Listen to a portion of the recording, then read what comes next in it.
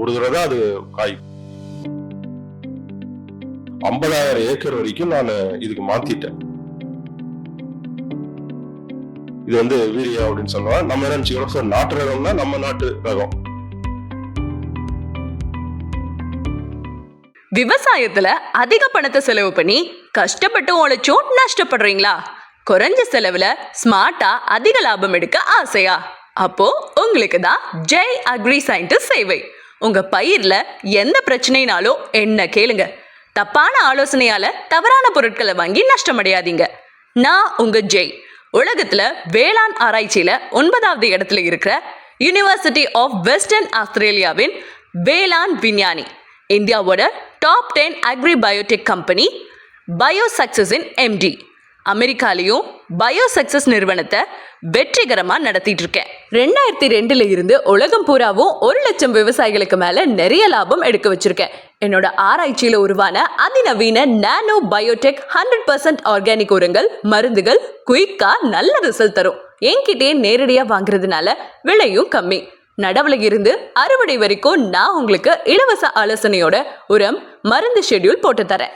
விதை, மண்வளம், நீர், சந்தை, லாபம் உங்க கட்டுப்பாட்டுக்கு கொண்டு வர பல ரகசியங்கள், வழிமுறைகள் கத்துத்தர போறேன். என்னோட விவசாய முறை பேரறிவு விவசாயம், கான்ஷியஸ் ஃபார்மிங். நான் உருவாக்குறது விவசாயிகளை இல்ல, வெற்றி விவசாய தலைவர்களை. Jai agri leaders. வெளிநாட்டுல இருக்கிற விவசாய நண்பர்கள், இளைஞர்கள் அங்க இருந்துகிட்டே உங்க விவசாயத்தை இங்க செய்ய நான் உதவி செய்யறேன். 8754056983. உடனே ஜெய் அக்ரி சயின்டிஸ்ட் சேவையில உங்க பேரை பதிவு செஞ்சு உறுப்பினராகுங்க.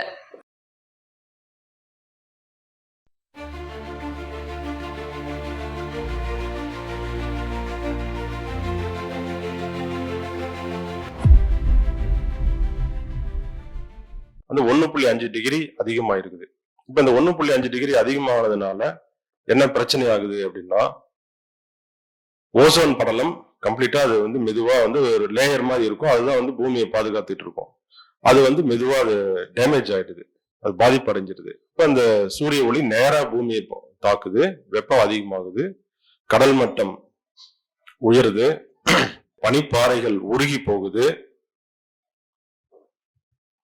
எப்ப வேணாலும் காலநிலை மாற்றம் நடக்குது. புயல், மழை, வெள்ளம், வறட்சி இதெல்லாம் வந்து நேரங்காலமே இல்லாம நடக்குது.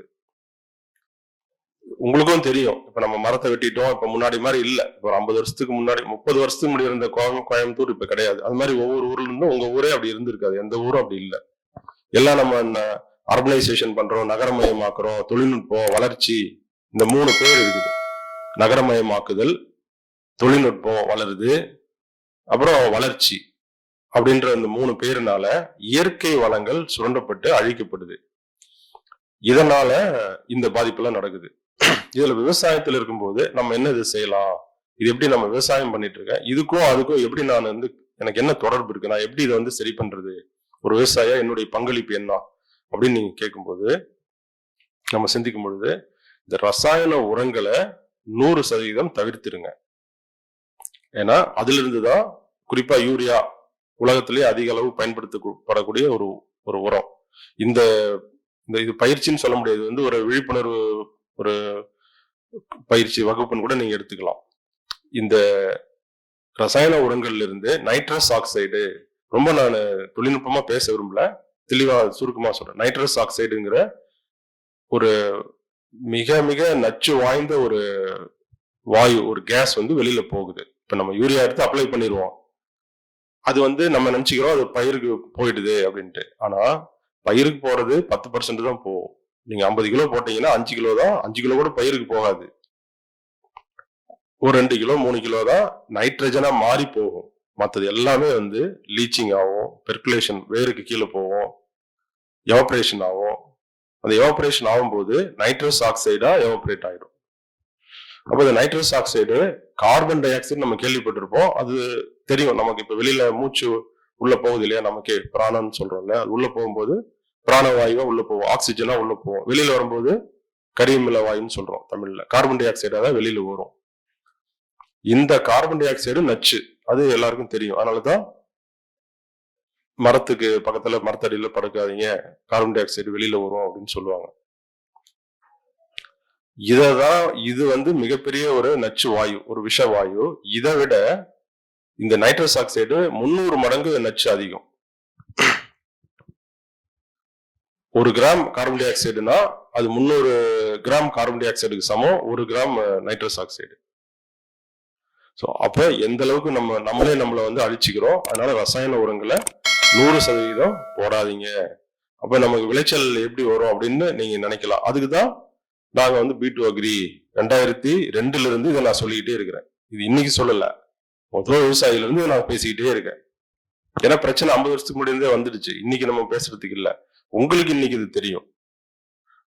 அது மாதிரி சொல்லி சொல்லி என்னால முடிஞ்ச வரைக்கும் இந்த 23 வருஷத்துல வந்து ஒரு 50,000 ஏக்கர் எனக்கு தெரிஞ்சு குறைந்தபட்சம், ஏன்னா என்கிட்ட இருக்கிறதே ஒரு 10,000 விவசாயிகள் நான் சொல்றது கேட்டு இப்ப ஃபுல்லா மாத்த வச்சிருக்கோம். 23 வருஷத்துல ஒரு விவசாயிக்கு ஒரு 5 ஏக்கர்னு என்கிட்ட நீங்க வச்சுக்கிட்டீங்கன்னாலும் 50,000 ஏக்கர் வரைக்கும் நான் இதுக்கு மாத்திட்டேன். ரசாயனம் இல்லாம என்னால பண்ண முடிஞ்சது பண்ணிருக்கேன். ஒருத்தர் நான் பண்ணிருக்கேன். அப்ப நீங்க வந்து அதே மாதிரி உங்களது மட்டும் நீங்க பண்ணீங்கன்னா போதும். நான் அது வந்து கஷ்டம் தான். யாரும் நான் முதல் எடுத்தோடனே சொன்னோடனே யாரும் கேட்கல. அதுக்கு 1008 கேள்வி கேட்பாங்க, நான் தப்புன்னுவாங்க, அவங்க சரின்னு சொல்லுவாங்க, தடங்கல்கள் ஏற்படுத்துவாங்க. இதெல்லாம் நம்ம பார்க்க முடியாது. அதெல்லாம் செஞ்சதுனாலதான் நம்ம இன்னைக்கு வந்து உலக அளவுல உலகத்துல பல லட்சம் வேளாண் விஞ்ஞானிகள் இருக்கிறாங்க. அதுல முதல் 100 டாப் 1% அக்ரி சயின்டிஸ்ட் கூட என்ன ஆராய்ச்சியில கூப்பிட்டு இருக்கிறாங்கன்னா இந்த பங்களிப்பு நடைமுறையில் நான் செஞ்சிருக்கேங்கிறதுனால. இது சிரமம், யாரும் செய்ய முடியாது, கஷ்டம். இது அந்த 50,000 ஏக்கர்னும் ஒரே தடவையில நீங்க ரசாயன உரம் எடுத்துட்டு என்னுடைய ப்ராடக்ட் போட்டா சரியாயிருமா? 15 வருஷமா நான் செய்துட்டு இருக்கேன். அந்த 50,000 ஏக்கரும் 15-20 வருஷமாக 1 கிராம் கூட உள்ள ரசாயனம் நுழைய நான் விடுறது இல்லை. இதுக்கு நான் முன்னாடி சொன்ன சில பேர் இப்போ லேட்டா வந்திருப்பீங்க, இந்த வீரிய விதைகள், ஹைபிரிட் சீட்ஸ், ஜெனட்டிக்கலி மேனிபுலேட்டட்னு இருக்கு. அதுக்கு அடுத்தது ஒரு திரும்ப இன்னொரு வேண்டுகோள், தூங்கிடாதீங்க. ஏன்னா நீங்க பல மாவட்டங்கள்ல இருந்து கண்டிப்பா தூக்கம் வரும். அது உடலுக்கு உள்ள இயல்பு. அது நம்ம பசிக்கிற மாதிரி தாக எடுக்கிற மாதிரி இது தூக்கங்கிறது நம்ம ஒன்றும் செய்ய முடியாது, இயற்கை. ஆனால் கொஞ்சம் அது கட்டுப்படுத்தி வைங்க. இந்த மரபணு மாற்றப்பட்ட விதைகள் அப்படிங்கிறது இன்னைக்கு சந்தையில இருக்குது. இதை நான் பயன்படுத்த சொல்றது இல்லை. இதெல்லாம் நீங்க தெரிஞ்சுக்கணும். இப்ப இன்னைக்கு ஒரு உதாரணத்துக்கு சொல்லணும் அப்படின்னு சொன்னா, நாட்டு தக்காளின்னு சொல்றோம். தக்காளி நம்ம நாட்டு பயிரா அப்படின்னா இல்ல. ஆனா அது பேர் நம்ம என்ன சொல்றோம், நாட்டு தக்காளி அப்படின்னா. அப்ப நாட்டு தக்காளின்னு சொல்லும் போது நமக்கு மக்களுக்கு என்ன ஒரு புரிதல் இருக்குதுன்னா, ஓகே இது பாரம்பரியமா இந்திய மண்ணுல உருவான ஒரு பயிர் அப்படிதான் நினைச்சிட்டு இருக்கோம். அது இல்ல. இது போலதான் நம்ம இன்னைக்கு சாப்பிட்டு இருக்கிறது எல்லாமே வெளிநாடுகள்ல இருந்து அவங்க கொண்டு வந்து 1800 1900 வருடங்கள்ல அவங்க கொண்டு வந்து மெதுவா அவங்க கொண்டு வந்து இறக்கி விட்டது. காஃபி குடிக்காம யாரும் இருக்கிறது இல்ல. தண்ணி கூட குடிக்கிறாங்களோ இல்லையோ, காஃபி டீ குடிச்சிடுறாங்க. அதுக்கு பதிலா இது ரெண்டும் நம்ம நாடு இல்ல, நம்ம நாட்டுது இல்ல. நீங்க ஒன்னும் இதுல சுத்தி பாத்தீங்கன்னா சொரக்காய், பூசணிக்காய், பீர்க்கங்காய், அவரைக்காய், இதுதான் நம்ம நாட்டு. மிளகாய் கூட நம்ம நாட்டு கிடையாது. ஆனா நாட்டு ரகம் நம்ம பிரிச்சு ஏமாத்தி நம்மள எப்படி சொல்றோம், இது நாட்டு ரகம், இது வீரியம் அப்படின்னு சொன்னா நம்ம என்ன நினைச்சுக்கிறோம், நாட்டு ரகம்னா நம்ம நாட்டு ரகம், நம்ம நாட்டுல விளைஞ்சது அப்படின்னு நம்ம நினைக்கிறோம். அது அப்படி இல்லை. சோ நம்ம சாப்பிட்டு ஆப்பிள் இருந்து பழங்கள்ல இருந்து நீங்க பாத்தீங்கன்னா சீதாப்பழம் தான் நம்ம நாட்டுது, இந்த கொடுக்காப்புளி இவ்வளவுதான். ஆனா நம்ம பாத்தீங்கன்னா ஆப்பிள், ஆரஞ்சு, திராட்சை, மாதுளம்பழம்லாம் மத்திய கிழக்கு நாடுகள், மிடில் ஈஸ்ட்ல இருந்து வருது. எதுவுமே நம்ம நாட்டுது இல்ல. அப்ப நம்ம நாட்டை விட்டு வெளிநாட்டு சாப்பிடக்கூடாதுன்னு நான் சொல்லல, சாப்பிடலாம். ஆனால் அதுல ஹைபிரிட் வேண்டாம், அப்படி இருக்க முடியாது நம்ம. ஆனா அதுல ஹைபிரிட் வேண்டாம் அப்படின்னு சொல்றோம். இது ஹைபிரிட் வீரிய விதை நீங்க கொண்டு வந்தீங்கன்னா அது பேரு வீரிய விதை, ஆனா அதுக்கு உண்மையான பேரு அது மலட்டு விதை. ஏன்னா அதை உற்பத்தி பண்ணாது.